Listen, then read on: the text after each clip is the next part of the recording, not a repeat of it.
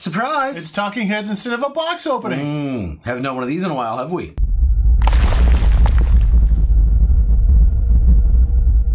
Hey everyone, I'm Morgan. And I'm Paul. We're MTG North, and today we wanted to do a tie-in from all of last week's drama into what is coming up this weekend with Black Friday. Oh yeah. And what to watch out for. So let's start over here, Morgan. Of course, I'm sure everybody's seen it by now. The article where BOFA scaled down Hasbro stock value, causing a lot of panic. And all the set releases. Oh man. But you know what triggered this whole thing, Morgan? Reprint reserve list? Yes. The 30th anniversary garbage turbo product. You see, in my mind, there's two parties in Magic. It's a lot like a government system. Yeah. There's the players, and then there's the collectors / investors, whatever you want to call them, right? Yes. Tanner said something to us when we were talking to him for 4 or 5 hours. Tanner is the creator of Cryptic TCG. It just launched. They just shipped their Kickstarter out successfully. Anyways, Tanner knows a lot about TCGs, and he said you can't have a TCG be successful without players, right? That's right. And then that's easy. That just makes sense, right? It does. So you got to have the players. If you don't have people to play, then people won't buy it, and then your game's not successful. And you won't have collectors, right? That's right. Collectors need players to play their game. Yes. So WotC always has to walk this fine line between making the game accessible as possible by everyone and then also having secondary market value. Although for a while they never used to admit to that. Clearly they do with Secret Layers now. They know what's what. That's right. And the 30th anniversary, it goes against both of those parties, in my opinion, right? Well, it kicks the players in the junk because it's way too expensive. And it kicks the collectors because it's reprinting cards they've already collected that should be worth more than this new product they're releasing. So it doesn't matter which party you lean towards. Like you're more, I'd say you're like 2/3 player, 1/3 investor, and then on the other way, I'm like 2/3 collector investor and 1/3 player. Yeah. Just roughly. And I mean, it makes both of us angry. Do not buy that product. We're joining that bandwagon on this channel. We won't open that product on this channel because it's terrible for everyone, in our opinion. No. So that really kicked everything into overdrive, right? Yeah. Then follow that up. One thing from this article was this here. Magic has grown primarily by extracting more revenue from each player rather than growing its player base. Which is crazy because there's a limit to how much money you can extract from each player before they get pissed off. And that was the other thing is they're really Wizards is going wide, right? Oh.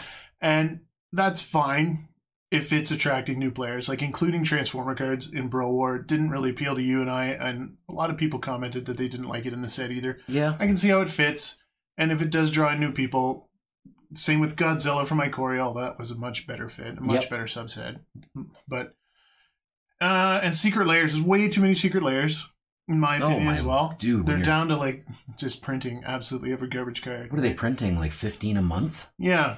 But if that is enticing new players to come and play the game, then I'm all for it. But this article is really going against that grain. However much truth there is to that. Wizards really never releases how many player numbers there are, even on Arena and stuff like that, right? But this article is claiming that, yeah, it's just getting more from the same amount of players, which is a problem. So that takes me to another point I want to talk about, Morgan. Oh, look at this.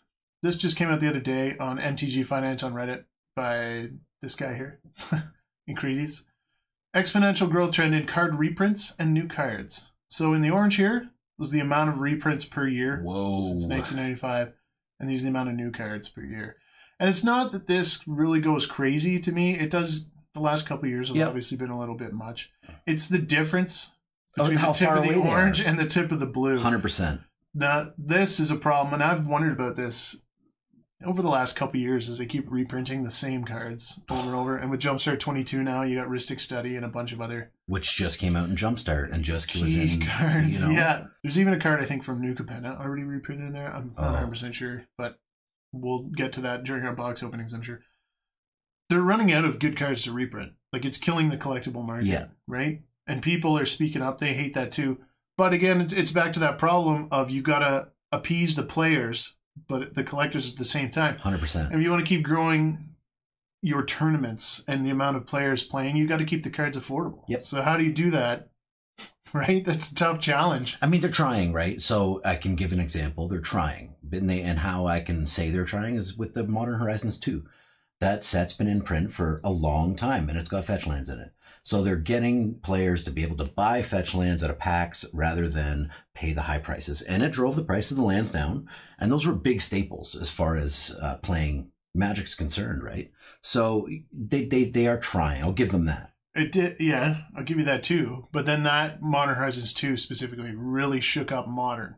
Yes. And you lost Lurgoyf. Current Liberated went to nothing. Yep. The Humans deck, Snapcaster Mage, all those cards. Because the elementals. Exactly. And Ragavan. So it's like they kind of rotated out, and all those modern players that, you know, they invest the extra money into those cards, and then their cards basically rotate out, and they lose all that money. You're not going to retain players. No.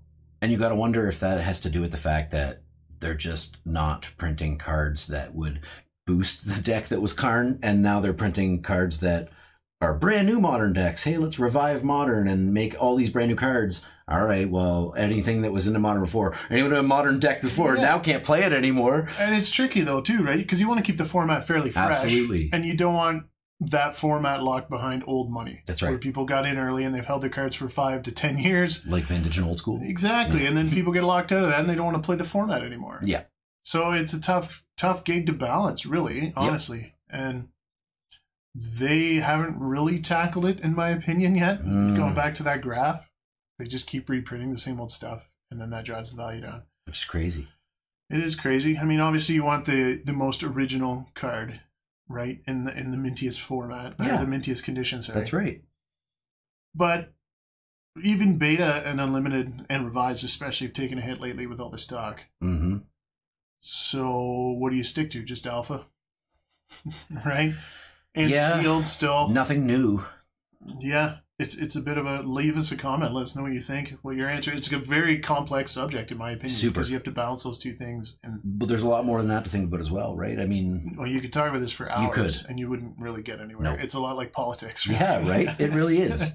Man, the only thing I did want to show, Hasbro stock is up a bit, but obviously it's still down. A lot of stock down across the board. For sure. Some guys on Discord were talking about this. Join the Discord if you want. But man, yeah, it took a shit kick in there. And the only thing that got kicked harder that week was Rudy's capsule.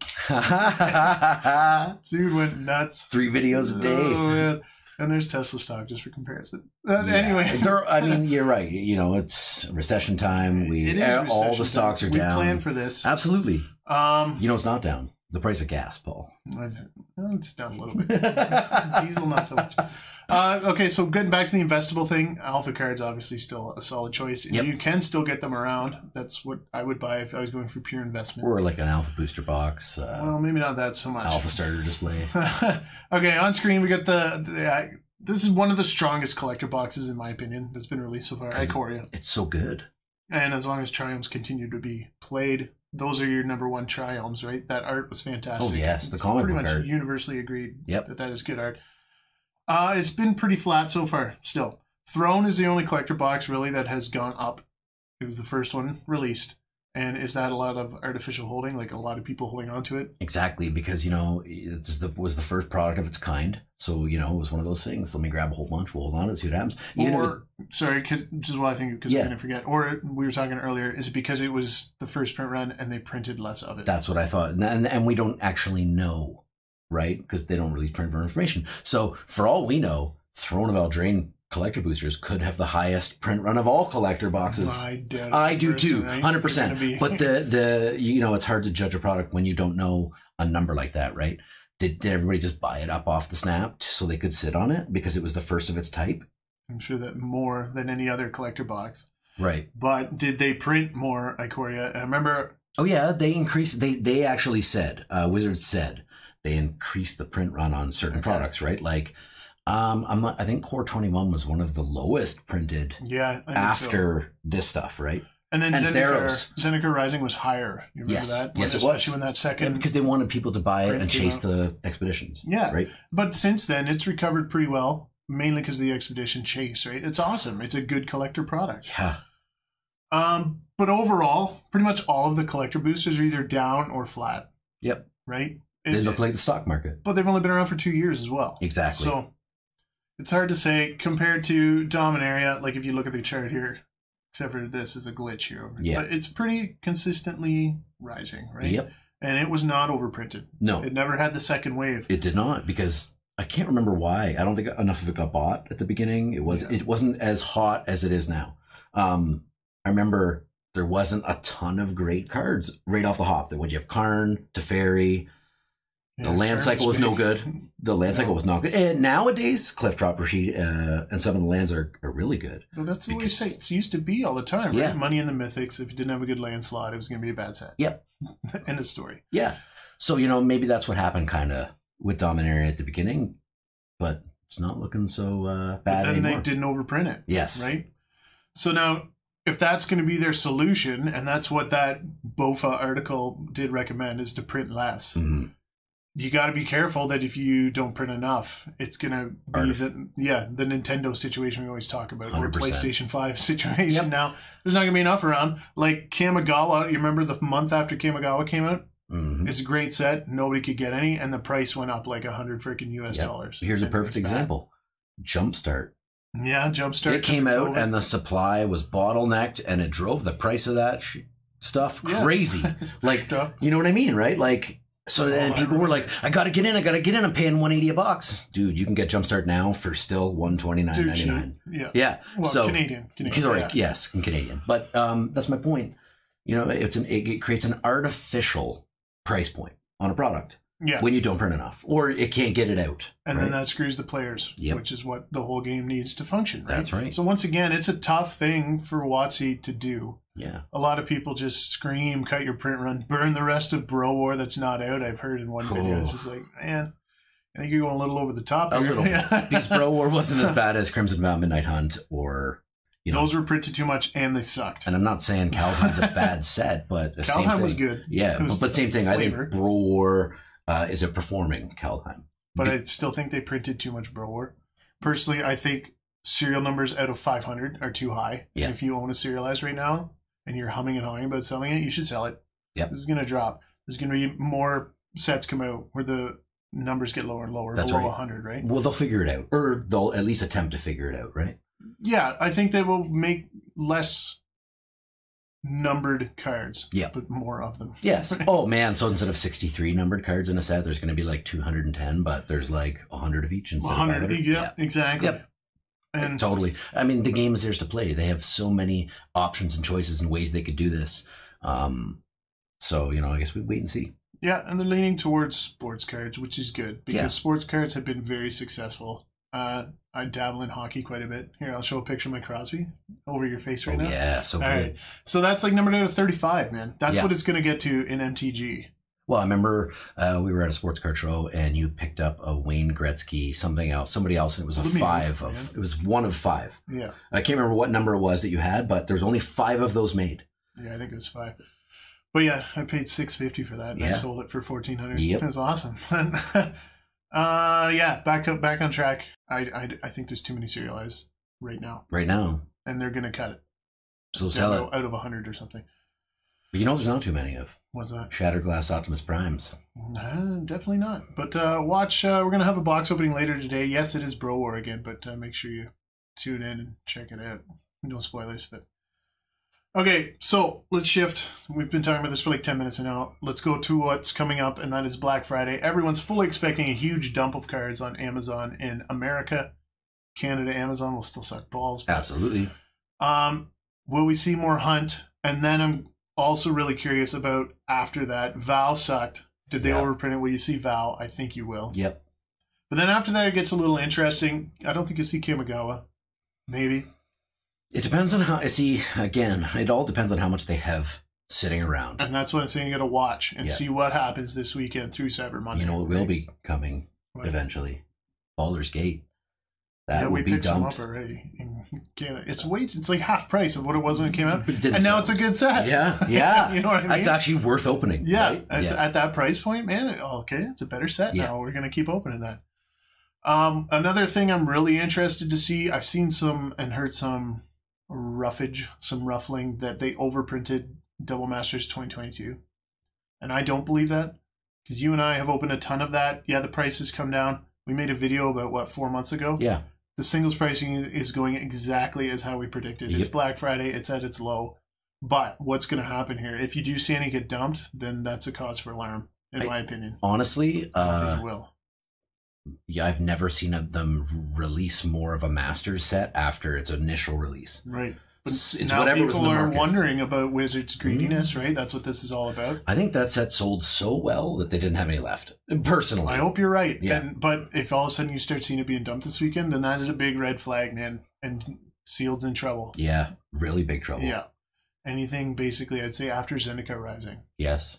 Because they did print a lot of Zendikar Rising, but like we said earlier, it sold. And it got opened. It was a good set. People chased all of those expeditions. Since then, not very many good sets came and go. Man, you got a pretty good chance of opening an Ancient Tomb in foil. You know what I mean? Yeah, we've done it. Yeah. So that's my major indicator, I think, is the double masters. If you see a big dump of that, then we're all in trouble. Yeah. Beyond that, I don't know. It might Vow, Hunt. Yeah, I can see that. Maybe some AFR, a palatable surface they found outside the Legends fucking palette. Oh, well, I mean, dice rolling, man. It ruined it. Yeah.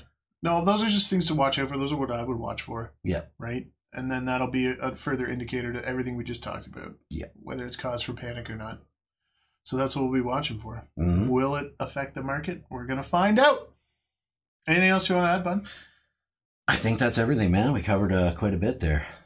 That was a lot, I guess. We could keep rambling for we could, like another 15 minutes. But, you know, it is where it is, and we're going to have to see what happens in the near future. That's all we can do. Things are down. But everything's down. Everything will change. So, everything always changes. It's no reason to panic. No. One last piece of advice. If you are down on Magic, if you're leaving angry comments in everybody's YouTube channel and you want to sell your cards, don't sell your cards. No.